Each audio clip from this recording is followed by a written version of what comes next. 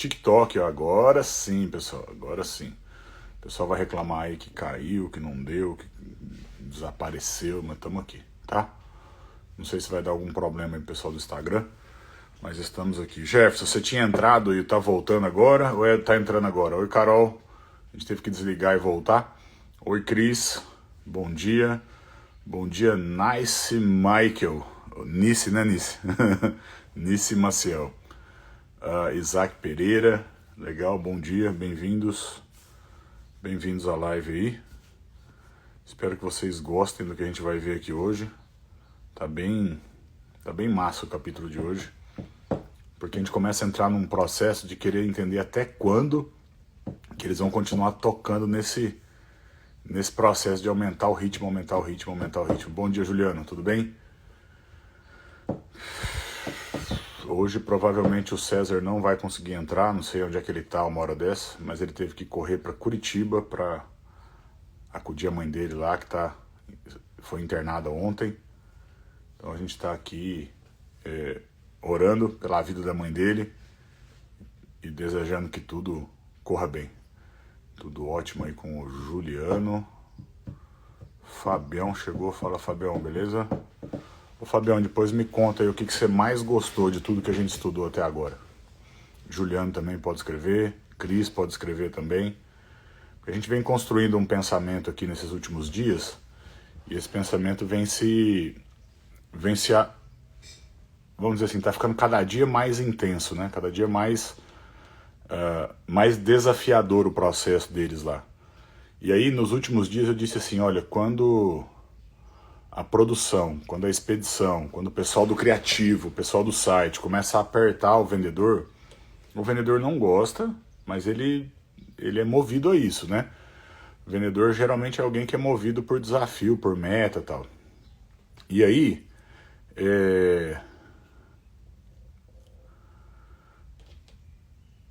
a gente vai ver no capítulo de hoje que as coisas estão caminhando num sentido extremamente positivo. E aí acende meio que uma luz na minha cabeça, assim, porque sempre que tá tudo muito, muito, muito positivo, algum probleminha novo dá, né?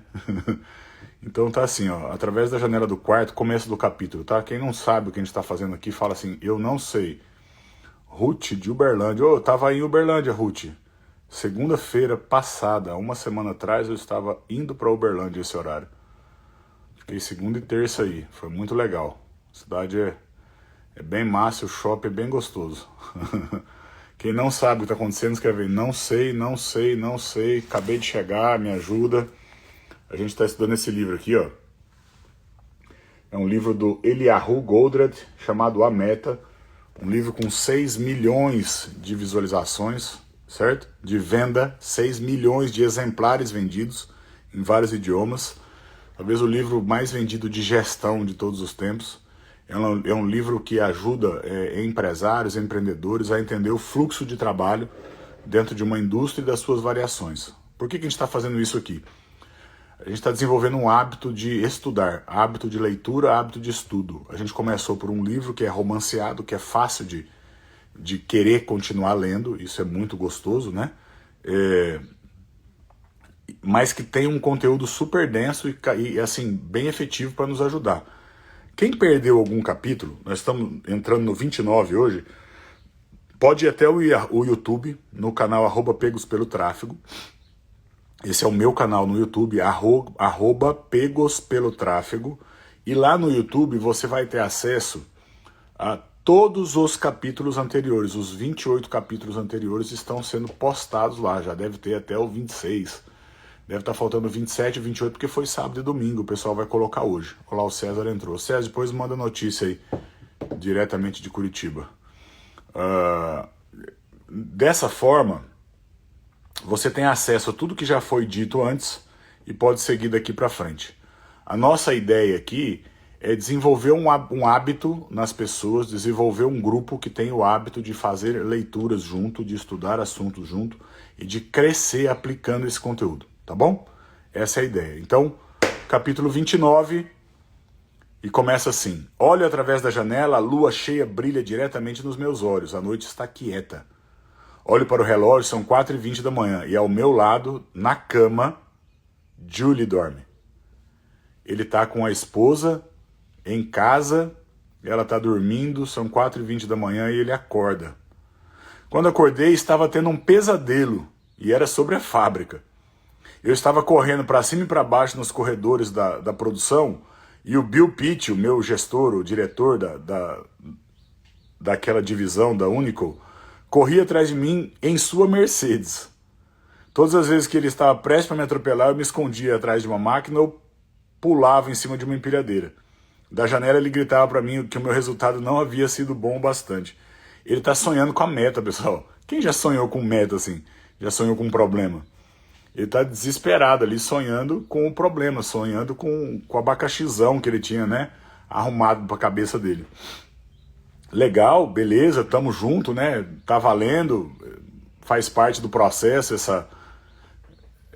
esse estabelecimento de novas metas, mas o livro começa lá no capítulo 1 com a visita desse Bill Pitt na fábrica, com a confusão lascada por conta da visita dele, e a dinâmica dele dizendo assim, ó, você tem 3 meses, não vou fechar a tua fábrica. Ele consegue melhorar o resultado, e na última reunião que ele foi, há 3 capítulos atrás, o Pitt fala, ó, você melhorou, mas melhorou um mês. Ah, mas eu dei lucro para a divisão inteira, se não fosse o meu lucro lá, a divisão inteira estava no 8º mês de prejuízo. Ele fala, é verdade, a gente só saiu do prejuízo por conta do seu resultado. Será que você consegue repetir o resultado? É o desafio, né, do chefe para ele. Esse desafio do chefe para ele faz com que ele assuma uma meta de crescer mais 15%. Pessoal, eles haviam crescido 50%. Crescer mais 15% para quem cresceu 50% é bem difícil.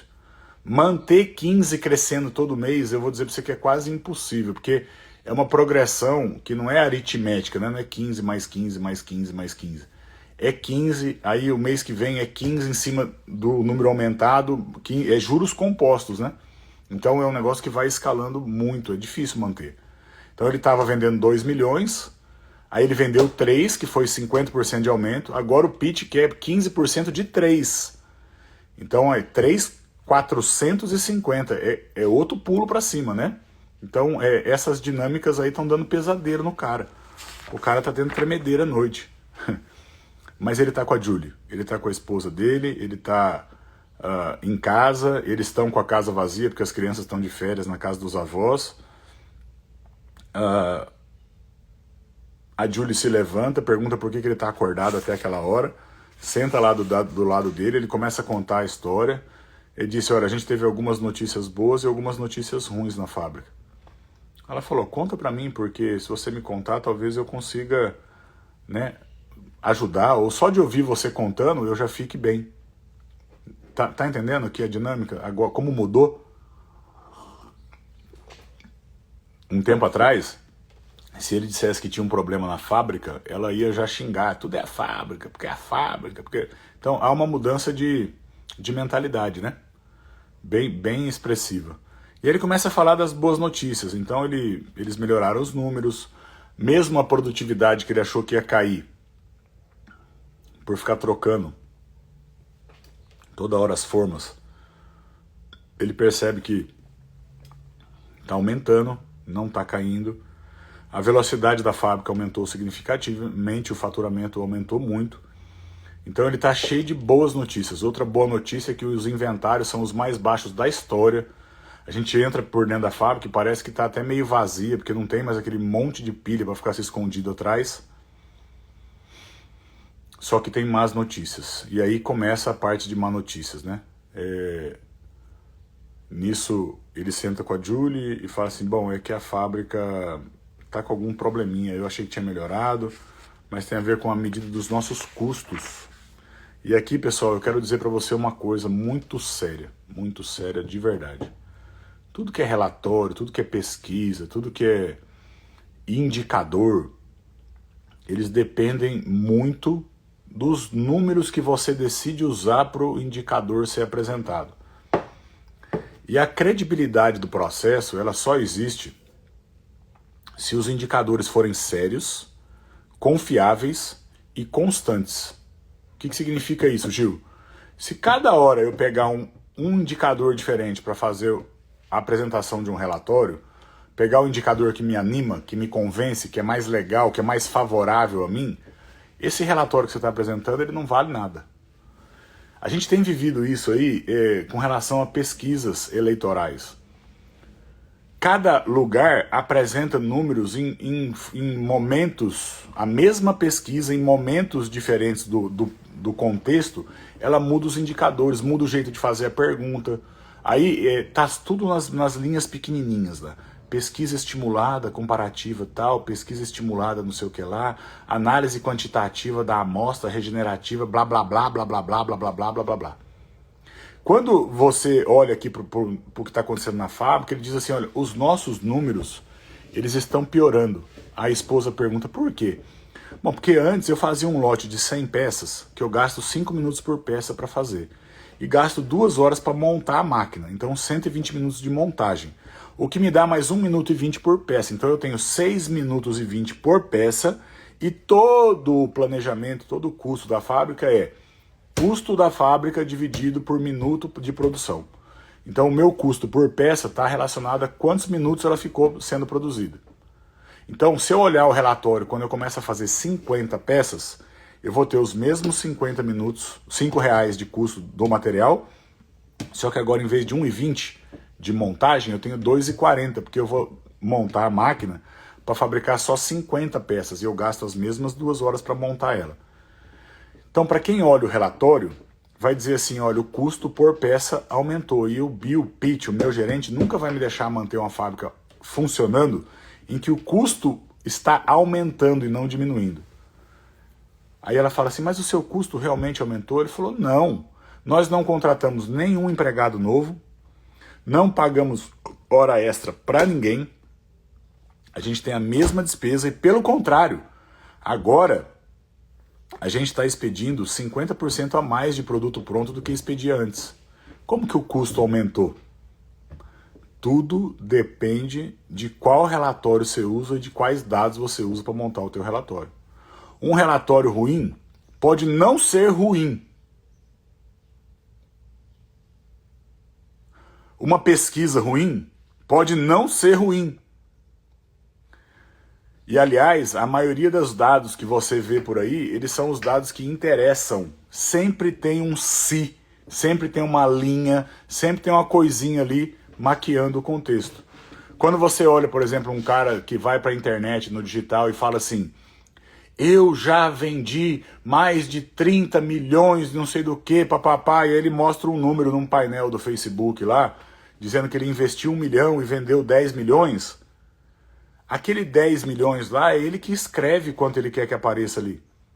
Nossa, Gil, como assim? Ele fala que cada vez que alguém clica no botão do WhatsApp, equivale a R$1.000 de venda. Mas você sabe que nem todo mundo que te chama no WhatsApp comprou. Mas lá aparece que é um faturamento e você olha aquele número e acha que ele é um super-herói. Que ele tá, uau! Ou o cara manda uma manchete assim num podcast. Já faturou mais de 30 milhões com infoprodutos e hoje vai contar para você todos os segredos para romper a barreira dos 10 dígitos, dos 8 dígitos, dos 7 dígitos, sei lá o quê. Aí quando você vai ver o número do cara, ele faturou 30 milhões, é verdade, mas ele gastou 29 milhões de tráfego pago.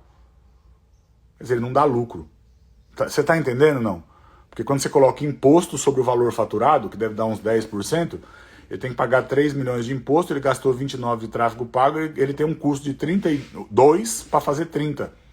É conversa da carochinha, né? É conversa mole para boi dormir. Então, quando a gente olha para qualquer tipo de relatório, a gente tem que ter em mente aquelas 3 coisas. A base de dados tem que ser confiável. A base de dados tem que ser confiável. Os índices têm que se manter os mesmos, independente se eles falam bem ou mal de você. E o interesse por trás do resultado, ele tem que ser muito claro. Então, às vezes o cara prepara um relatório porque hoje ele está interessante, daqui a 3, 4 meses ele deixa de estar interessante. E aí você faz o quê? Muda os números do relatório, muda os índices. E aí você arruma um problema. Gil, como é que você sabe disso? Vida, vivência, experiência de trecho.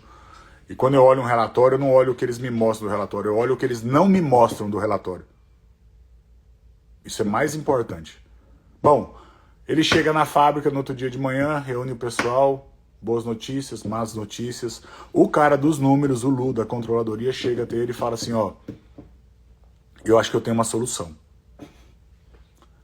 Pelas regras, eu preciso pegar o nosso valor faturado, a quantidade de peças vendidas dos últimos 12 meses, da média.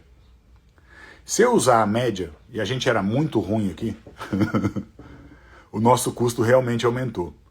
Se eu pegar só os últimos 2 meses, o nosso custo melhorou muito, porque a gente está entregando muito mais matéria vendida do que antes. Mas tem um problema, se eu colocar só os últimos 2 meses, eu estou contrariando a regra do relatório. E o pessoal lá da controladoria da matriz, se eles olharem, eles vão pegar. Aí o Rogo fala para ele, mas a nossa realidade agora é essa dos 2 meses, não é aquela de 1 ano atrás. A gente sabe o que resolve, sabe como resolver e sabe que não vai voltar a ter problema mais. Ele falou, é verdade. O que você quer fazer? Ele falou, coloca dos últimos 2 meses, acerta o relatório. Porque se eu levar um relatório pro Pete agora, dizendo que eu estou aumentando o custo de produção, ele vai mandar fechar a fábrica agora. Se eu levar esse aí errado e ele descobrir, eu ganhei mais 30 dias para mostrar para ele que a nossa teoria está certa. Ele está mentindo, pessoal. Ou alterando, sem combinar com o outro lado o que está sendo alterado, sem explicar o que está sendo alterado. É uma trapaça, se a gente for pensar na regra do jogo. De qualquer forma é uma mentira, mas é um relatório mais verdadeiro agora. Então, eu acho que a grande dica aqui com relação à vida empresarial, a vida de cidadão, de quem olha número na internet, quem olha notícia no jornal, né? Vá atrás das coisas que eles não falam. Identifique o que é que está por trás do negócio para que você tenha a condição de não ser enganado, ok? Por isso que tem gente de controladoria, tem controller, tem gente de auditar as coisas, de verificar os números, porque papel aceita qualquer coisa, meu pai falava. Papel aceita qualquer coisa. Então, se você tiver números, verifique-os. Quando você muda um índice, você muda tudo. Mudou um índice, muda tudo. Bom, aí, decisão tomada. Ele tá lá na mesa dele pensando, lembrando, né, da noite da lua cheia, do farol do carro do Pete seguindo ele dentro da fábrica, do pesadelo que ele teve. Toca o telefone. E é o cara lá das vendas, o Johnny Jones, o gerente comercial, o cara do marketing. E marketing nesse contexto aqui, se ele apresentasse os dois, não seria, mas aí ele teria que explicar o que ele está fazendo na fábrica, que é o que ele não quer fazer agora, William. E eu concordo com você, se ele precisar alterar um índice desse, ele teria que sentar e falar, olha, era assim, está assim, a minha projeção é essa aqui, me acompanhe nos próximos 12 meses que vai dar certo. Mentira nunca é bom, mentira sempre cai. O problema da mentira é que você tem que estar sempre lembrando dela. E depois de um tanto de mentira, é difícil lembrar a história toda e o cara cai. A mentira, ela te mantém preso, escravo, né? Dominado. Ela é ruim mesmo, bem ruim.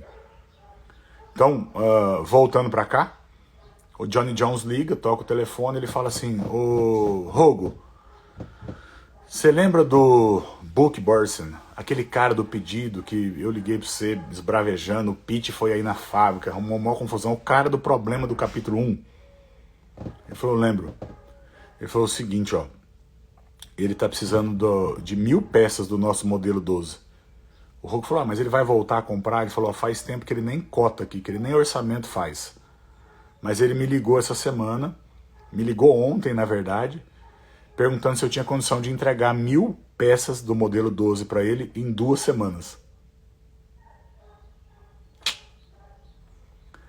Aí ele fala assim, cara, 2 semanas? Não sei. Ele já não falou não, ele falou não sei. Olha a mudança aqui. Claro que você deve ter olhado no estoque aí. Quantas a gente tem aí no estoque do grupo, né? Eu tenho só 50 e não tem para quem ligar, o Rogo, porque tá todo mundo atrasado. O único que tá em dia com pedido na organização inteira é você. Bom, Johnny, são 950 unidades até o final do mês. Eu vou ver o que eu consigo fazer. Eu te retorno até amanhã, pode ser? Pode ser. Aí sai o Rogo, caçando o povo, pegando a Stacy, pegando o Ralph, pegando o Bob, juntando todo mundo na sala e falando assim, ó, lembram do Bob, do Borsini lá, do cara do problema? Lembram? Então ele quer voltar a comprar. Ele colocou um pedido aqui, Eduardo Fininho, celebridade de Paulínia, acabou de entrar na live. Nossa, o negócio aqui, cada dia é uma surpresa. Bem-vindo, Edu. Aí, nesse contexto do pedido maior, ele reúne o time dele e ele começa a fazer conta, porque agora ele sabe, ele tem número, ele tem a base do que está acontecendo, certo? O sonho qual é? Vender as 1.000 unidades, botar $1 milhão no bolso e resolver, tipo, 30% da meta dele do mês. São 4 semanas, um mês. O cara tá querendo que entregue em 2, até o final do mês tem que entregar tudo, ele bota mais $1 milhão no caixa. Esse é o sonho. Qual que é o pesadelo? O pesadelo é dar um problemão na entrega e virar um câncer, que nem foi lá no começo, e o pitch aparecer lá na fábrica de novo. Eles deram a entender aqui pela conversa deles que o cara só tá ligando na Unicol para ver se dá para mandar 1.000 unidades, porque quando deu aquele problema eles foram para outro fornecedor que tem coisas parecidas, e eles estão com um pedido lá com o outro fornecedor faz 5 meses, e já entenderam que o cara não vai conseguir entregar. Por que ele ligou pro John Jones? Porque a fofoca do mercado, lembra que eu falei isso aqui outro dia? A fofoca do mercado já correu dizendo que a fábrica do Rogo está entregando coisas com 30 dias. Quando a fofoca lastra, é a fofoca que a gente chama de indicação, quando você recebe a indicação de um cliente seu para um amigo, para um colega, para que ele seja também teu cliente, metade do processo comercial está resolvido. Ele está vindo para comprar de você. Ele foi indicado. Qual que é o problema? O problema é que se você pisar na bola, do mesmo jeito que ele ouviu uma fofoca para vir, ele faz uma fofoca para sair. Há uma estatística que diz o seguinte, que de todos os clientes insatisfeitos, eu vou falar, é velho pra caramba isso, é da época que eu trabalhava no banco, mas eu aprendi isso num MBA, né, com o professor Silvio, lá da USP. Ele fala assim, ó, de 100 clientes insatisfeitos, só 3% reclamam. Ou 30% reclamam. Eu acho que é 3 mesmo, é pouca gente. Pelo menos era naquela época, sem WhatsApp, né? O resto simplesmente vai embora e desaparece. Nunca mais volta e não fala porque saiu. Esses 3 insatisfeitos, se você resolver o problema deles, eles voltam sempre e ainda falam bem de você para mais 10, 12. Todo cliente que você resolve um problema, você fideliza ele. O cara que nunca teve problema com você, ele nem sabe se você é um resolvedor de problema ou não. Ele não é fiel à operação. Ah, eu vou comprar lá porque nunca deu problema. É uma conversa. Mas quem te garante que se der um problema o cara vai resolver? Eu prefiro estar com pessoas que resolveram problemas meus e que mostram-se capazes e interessados de resolver. Por isso, por exemplo, que eu vendo na QIFI e não na Hotmart. Hoje, mas a Hotmart é melhor. Pode ser melhor para você. Para mim, o melhor é a QIFI, que tem gente que resolve o problema e está interessado em falar comigo a respeito do problema e achar uma solução. Mesmo que a solução não me agrade. Tem um ser humano lá falando comigo. Isso para mim não tem dinheiro que paga, certo? Então eu tenho um sonho, fazer $1 milhão de venda, eu tenho um pesadelo, que é a fofoca lastrar pro lado errado, mas sempre tem um jeito de montar um plano e trabalhar nisso.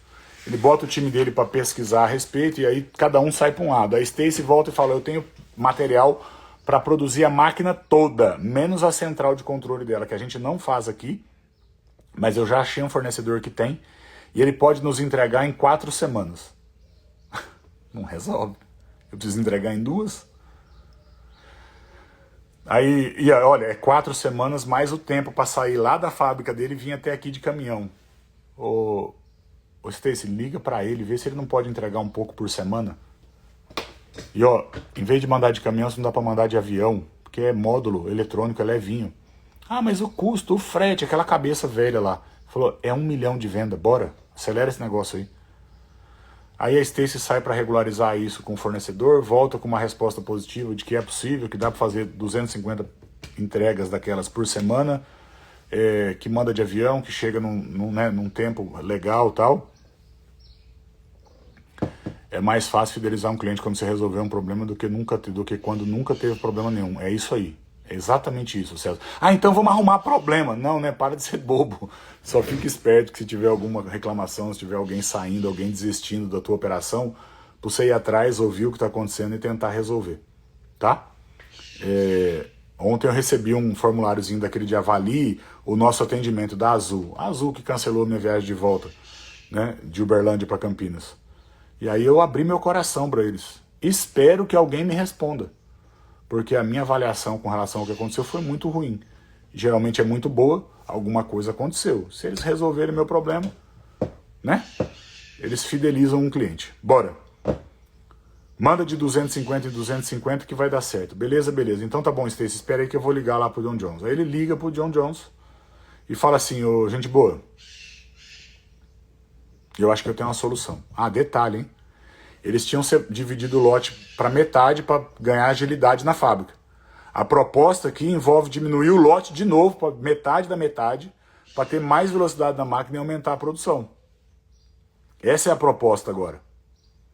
Então, eles abaixam o número do lote, aumentam a produtividade, sem atrapalhar a entrega do que já está comprometido, eles vão colocar mais 1.000 unidades na linha para produzir, para entregar como? Em 4 semanas, não em 2. Essa é a proposta que o UOL leva para o John Jones. Ó, eu pensei aqui, a gente consegue pegar o pedido dos caras, mas eu vou precisar de uma ajudinha sua em algumas coisas. Eu preciso que você ligue lá para o Bob e diga para ele o seguinte, que nós vamos entregar 250 modelos 12 por semana e em 4 semanas eu entrego o pedido dele todo. A partir de quando, Rogo? Daqui a 2 semanas eu entrego o primeiro lote. Ele não tinha nada pronto para entregar hoje. Ele tem 50 prontas de pulmão e ele pretende produzir 250 por semana e em 4 semanas fazer 1 milhão de faturamento novo que não tinha dentro da operação. De um cliente perdido, com um problema, que eles vão tentar resolver. Então havia um sonho, vender, um pesadelo, dar errado, uma proposta agora, e depois, na sequência, um aceite. O John Jones liga lá para o cliente aceita, e aliás, além de aceitar, diz assim, ele até ficou feliz com o fato de que não vai chegar tudo de uma vez, que vai chegar em 4 semanas, porque o pagamento não vai precisar ser feito todo de uma vez, será feito em 4 semanas. Isso me faz lembrar de uma decisão comercial que eu tive num cliente. O Porquinho nem tá aí para reclamar que eu não falo o nome do cliente hoje, mas esse, nem sei se eu posso ou não posso falar, mas eu fui a uma feira de negócios em nome desse cliente há 2 anos atrás. Eu era do departamento comercial, do departamento de marketing, o cara que tinha que resolver problema de venda. E eu fui à feira munido de números. Quais números? Tudo que eu historicamente vinha comprando daqueles fornecedores nos últimos 6 meses. Quantos quilos de cada matéria-prima, quantas unidades de cada produto, quantos potinhos, quantas tampinhas, quantos rótulos, quantos tudo. Ok? E aí, em cada stand desses que eu ia na feira, desses fornecedores que já eram os fornecedores da operação, eu dizia assim, que você está fazendo de preço bom aí por causa de feira? Ele falava, o produto A, B e C, se comprar um volume tal, tem um lote tal, não sei o que lá, você vai ter um desconto tal, 20, 25, às vezes 30% de desconto.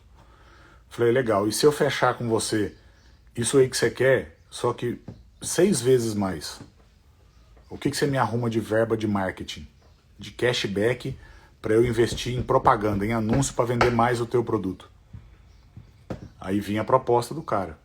Aí eu dizia, então tá bom, a gente vai fechar o produto A, B e C, para você entregar 6 vezes mais do que você estava imaginando que você ia entregar, só que eu quero que você entregue uma parte hoje, uma parte mês que vem, uma parte no outro, uma parte no outro. Nos próximos 6 meses, você vai programar uma compra dessa por mês e está fechado, eu vou comprar com você. O cara olhava assim, 6 meses? Eu falei, 6 meses. Posso contar com isso? Eu falei, pode contar com isso. Detalhe, pessoal, eu não aumentei nem 1 grama o que eu já estava consumindo nos últimos 6 meses. Pelo contrário, eu mantive o que estava sendo comprado. Eu mantive o volume o tempo todo. Tá entendendo aqui a lógica do negócio? Eu saí de lá com uma receita de dinheiro para investir em marketing violentíssima, com nenhum centavo de compra além do que eu já havia habitualmente a necessidade de comprar. Eu mexi um pouquinho com alguns insumos de um fornecedor para outro que me deu uma melhor condição e mais verba de marketing, ok? Em função da melhor oferta de preço e de cashback para eu usar para fazer anúncio, eu mexi em alguns itens de um lugar para o outro. E tirei do foco algumas coisas que não havia negociação com o fornecedor. Ah, você vai continuar vendendo? Vou. Mas sem fazer nenhum esforço para que aquilo dê certo. Hoje, por quê? Foi porque eu não preciso fazer força para vender um negócio que já vende. Mas se eu tiver dinheiro de uma outra marca, jamais eu vou aplicar aquele dinheiro para vender coisa do cara que não me deu condição de negócio. Vê se ficou claro para vocês a estratégia aqui. Eu voltei com dinheiro de fazer 1 ano de propaganda na empresa. 1 ano de propaganda na empresa com 0 custo. Com 0 investimento a mais, com 0 estoque a mais, com nenhum produto que vai estragar lá, só com o histórico que eu já tinha parcelando a entrega em 6 vezes. É o que o cara fez aqui, parcelando em 4. Isso é o que eu falei para a Cristiane no meu primeiro dia com ela. Se você souber o número real de ração que você vende, você consegue fazer uma compra programada. Então eu não falo, Cristiane, de coisas que eu não vivo. Eu acho que isso aqui é importante. Eu fiz, deu certo. Repita. Aprenda e faça igual. Certo? Proposta colocada na mesa. Proposta aceita pelo cliente. E agora é hora de produzir. 1 milhão de reais. 1 milhão de dólares. Apenas pelo fato de pensar fora da caixa. E aí eu te pergunto, como seria você na sua empresa pensando fora da caixa para quebrar paradigmas e aumentar o teu faturamento? Qual a tua operação? O que é que você faz que você acha que não dá para mudar? E o que que aconteceria se você mudasse algumas coisas aí no teu bolso, no teu caixa? O que acontece com a Cristiane se ela fizer uma programação de compra de ração dos fornecedores dela para 6 meses, o preço que ela vai negociar? É melhor ou é pior? O que que acontece para você aí da cabanha do vale, se você negociar a ração das tuas ovelhas, né? Com 6 meses. Se você tiver condição de negociar com os prestadores de serviço, algo assim, nesse tipo. Essas coisas mudam o jogo. Desde que você conheça os números, desde que você consiga estimular o comercial a fazer negócio, para que você se mantenha no trilho, no processo, no ritmo, e abra espaço para mais vendas. Mais velocidade de entrega, mais faturamento. Mais faturamento, mais capacidade que você tem de prever o que vai acontecer. Mais número, mais informação, mais capacidade de negociar com os teus fornecedores e de negociar com os teus clientes as entregas. Espero que tenha ajudado. Espero realmente que faça diferença na vida de vocês o conteúdo de hoje. O conteúdo de sábado, para quem perdeu, é uma aula de relacionamento no casamento. Aula de relacionamento no casamento. Volta lá no YouTube e assiste a aula de sábado. Uma aula, um show. Usei ontem na aula de Escola Bíblica Dominical da igreja para preparar uma equipe que vai servir esse final de semana num retiro. Aula de relacionamento num livro de gestão de negócio. A gente tira o que a gente quer. É só ter um olhar aberto, uma mente aberta e buscar essa informação de uma forma sem preconceito, tá bom? Nos vemos amanhã no mesmo horário, 7 horas da manhã. Você é meu convidado para entrar no dia número 30. E agora a gente está no último quarto do livro, na reta final do livro. E a pergunta que começa a surgir aqui é: e aí, Gil, a hora que acabar o livro, nós vamos fazer o quê? Quem tá com isso aí na cabeça? Quem é que tá pensando qual que é o próximo passo, a próxima etapa? Eu tô pensando bastante. O que é que a gente vai fazer a hora que o livro acabar? Beleza? Valeu, pessoal. Um abraço para vocês. Um abraço mesmo de verdade. Espero ter ajudado. Quem quiser falar comigo, bate o dedo no botãozinho do link da bio aí. Passa pelo atendimento automatizado lá. E no final vai ter o meu telefone, tá bom? Valeu, valeu, valeu, valeu. Um beijo no coração de vocês e até amanhã.